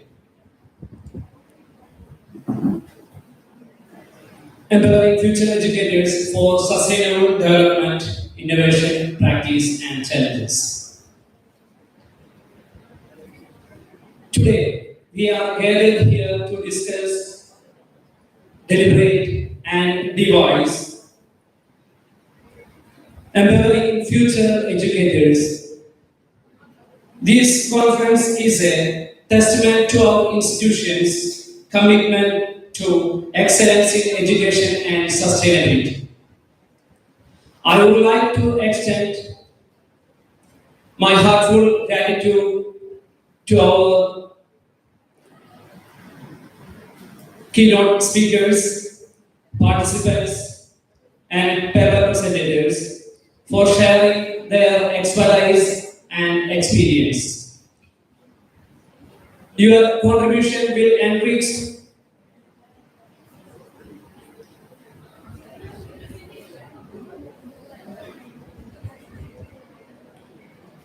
our understanding on sustainable development and innovative practices in education.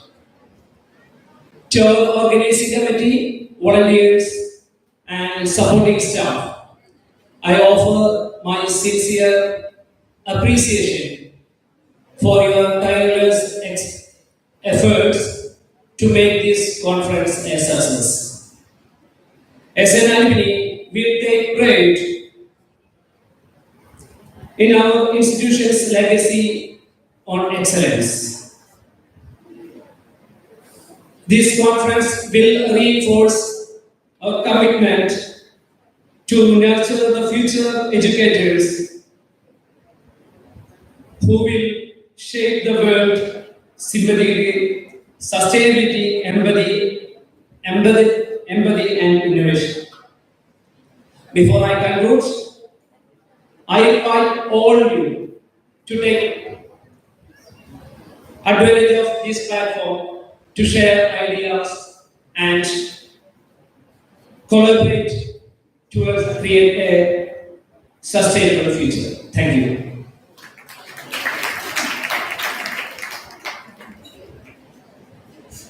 Thank you, sir, for your ongoing support and for taking the time to be with us today. Your words of encouragement mean a great deal. Now, we move to a heartfelt gesture of appreciation. May I kindly invite our esteemed representative manager, Reverend Father Sijesh Wadukadal CMI, to present a token of love to our distinguished guest.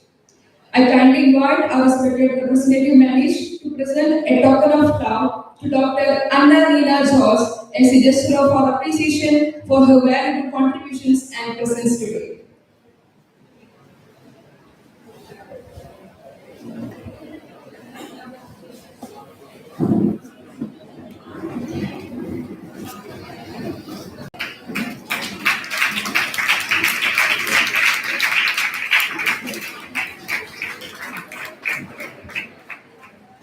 Next, I invite Reverend Father Jose Kirin CMI to receive token of love in the recognition of his support and inspiring presence on this occasion.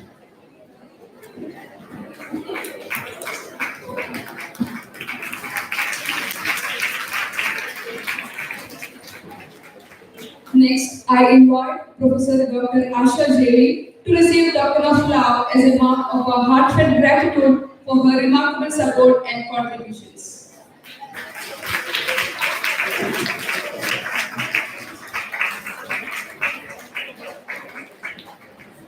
Now, it's time for a special presentation to Navajyoti College of Teacher Education for Women, Olavikara Trishur, as a token of our shared vision and collaboration.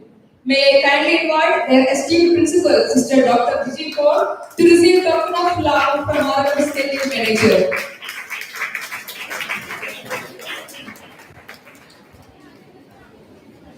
Thank you all, our esteemed guests, for graciously accepting this token of love and to our representative manager for presenting.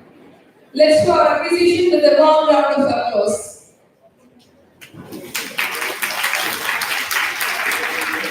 Finally, we have with us Mr. Shibit Sadil, the chairman of the college union. His leadership has ensured that the voice of the student community is heard, fostering a positive and inclusive environment for everyone.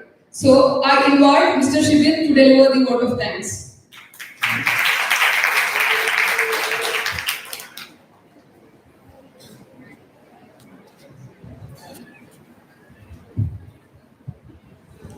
Good morning, everyone. Esteemed guests, respected faculty, and dear students. It has been such an honor to be part of this great event. On behalf of this organization, I deem it a privilege to propose a vote of thanks for all those who made this event a grand success. Let me first of all start by giving glory to the Almighty God for making today's occasion a resounding success. Now, I would like to extend my heartfelt gratitude for our esteemed guest, Dr. Anna Nina, ex-dean of Education, Goa University. Thank you, ma'am, for sharing your words of wisdom with us. Now, I would like to extend my sincere gratitude to Reverend Father Jose Kirin, Principal Lord School, Vanderbilt, for his inaugural session. Thank you, Father. Your presence made this event a great blessing. It's my pleasure to propose a vote of thanks to Professor Dr. Asha Jevi, former Dean, Faculty of Education, Yalji University, Professor and HOD, School of Pedagogical Science, Yalji University. Thank you, ma'am, for your thought-provoking keynote address. Now I extend my sincere gratitude to Sister Dr. Gigi Paul for her felicitation. Thank you, Sister. We are deeply grateful to have our manager representative, Reverend Father Sijesh Wadukadal CMI with us today. Thank you, Father, for your presence. It's a great pleasure to extend our heartfelt gratitude to our principal, Dr. Pavaratty ma'am, for her presence throughout this entire program. Ma'am, it's your continuous and dedicated effort that made this event possible. Thank you, ma'am. It's a pleasure to thank Mr. Anurwadis, the Secretary of GTA, who has been a pillar of support throughout the working of our institution. Thank you, sir. Now, we have Mohammed Fasil, President of Alumni, for making this event successful. Thank you, sir. Now, I take this opportunity to thank all the teaching and non-teaching staff for their hard work and support. Thank you. Last but not least, I extend my thanks and wishes to all the participants who have gathered here. Once again, thank you all. Thank you.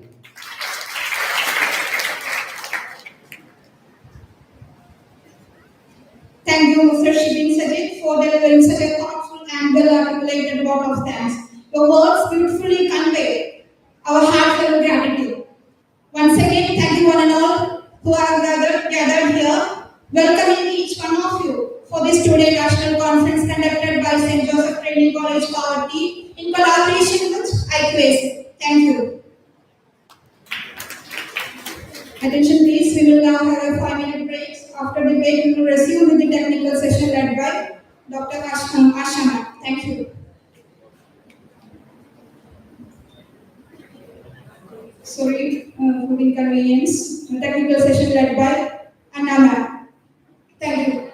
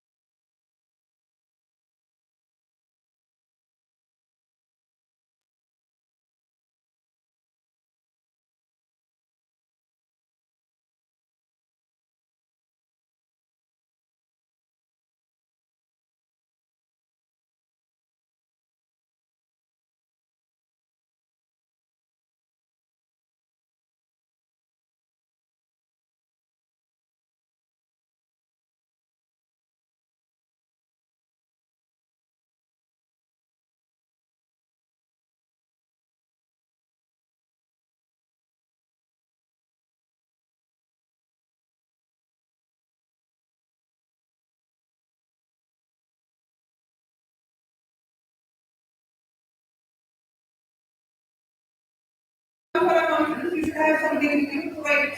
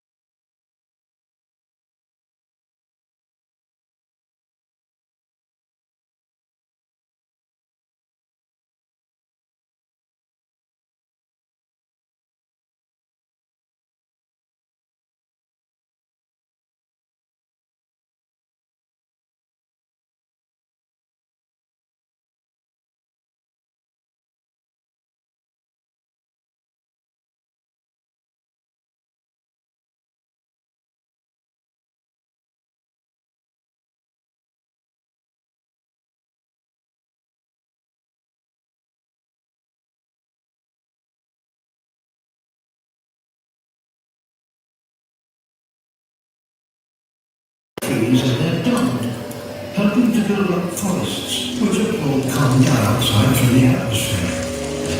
And this is just one of perhaps millions of interactions that guarantee a healthy and functional planet.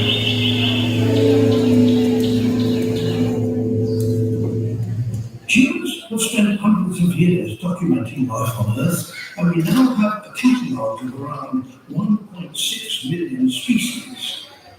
However, there may be 7 or 8 million more that we don't yet know about. We have a good idea of the large animals such as mammals and birds, but there are doubtless even some of these that we miss. And the smaller you go, the more species there are left to find. As the human impact on the planet intensifies, scientists fear that many species could be lost before we even discover them. So why is it so important that we protect our planet's biodiversity? When we think of protecting wildlife, we tend to picture superstars.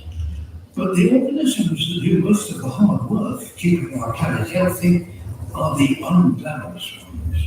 This biodiversity provides us with the food we eat, from the microorganisms that enrich the soil where we grow our crops, to the pollinators who give us fruit and nuts, and the fish that are the main source of animal protein for around 1 billion people.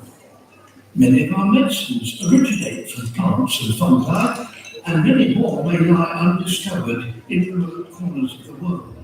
For instance, there's a fungus that grows on the fur of sloths that could help treat some forms of cancer. The natural world shelters and protects us too. Trees and shrubs protect our homes from flooding, and coral reefs and mangroves shield our coastlines from storm surges. And all that is not to mention the great spiritual and cultural value that nature holds for human beings the world over. But despite the overwhelming benefits of a healthy planet, many human actions are destroying biodiversity. Changes to habitats for grazing, mining, and crop production, including the use of harmful fertilizers, have had a huge impact on land and sea. We hunt animals for meat and prize body parts.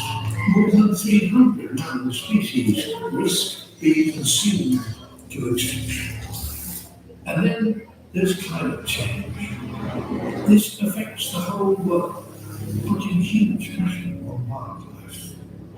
In 2016 and 2017, half the corals in the Great Barrier Reef died as a result of the warming of the seas. So, what must we do now to slow down the crisis we're faced with? In addition to cutting our carbon emissions, we must find ways of using land and water that cause the least damage to the environment, leaving enough space for natural habitats to thrive. We must urgently protect these so-called biodiversity hotspots. But equally, we should be rebuilding biodiversity wherever and however we can. Sometimes this is as simple as giving plants and animals the space they need to succeed, and sometimes they need hands-on management from humans. In 2020, with the help of reintroduction experts in the south of England, white sport chicks hatched for the first time in 600 years. Hands-on management was also critical to restoring the population of mountain gorillas in the Pavaratty National Park in Central Africa. This included using a proportion of the money raised through tourism to help human communities coexist with their animal neighbours. We must provide pathways for global development that work with rather than against nature, and we need to give the communities affected a seat at the table. The benefits provided by nature are indispensable for making human life both possible and worth living. We need all the riches of our living planet to help us live healthy, happy lives long into the future. Find out more about biodiversity and its importance by visiting our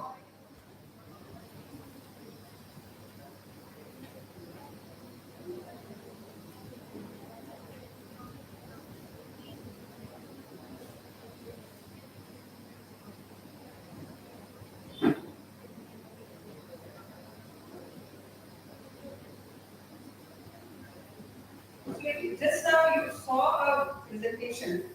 Who was the narrator of that presentation? Narrator of the presentation. His name was there. He's world famous. David from the Bible. Who was the narrator? David Attenborough. Have you heard?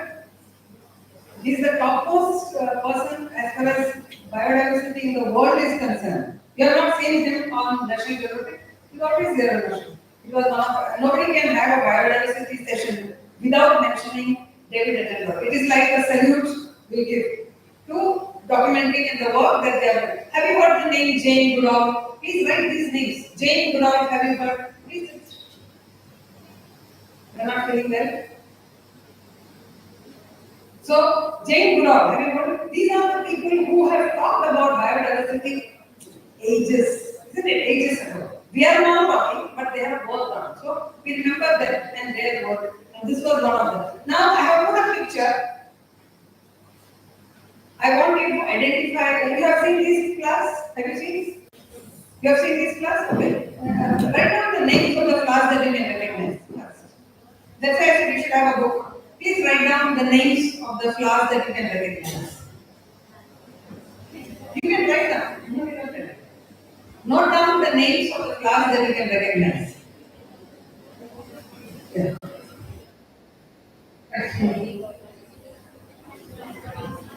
Yeah.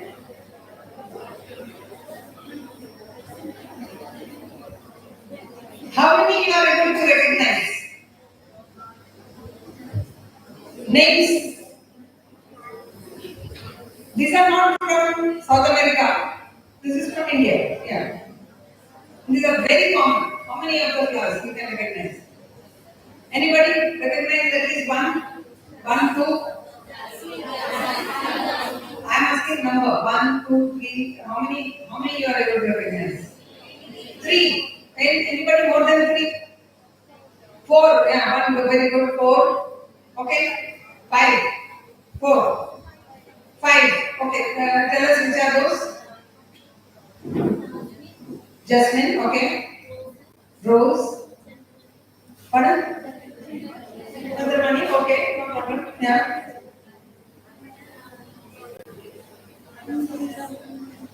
Name of the one. You say whatever you want. Okay.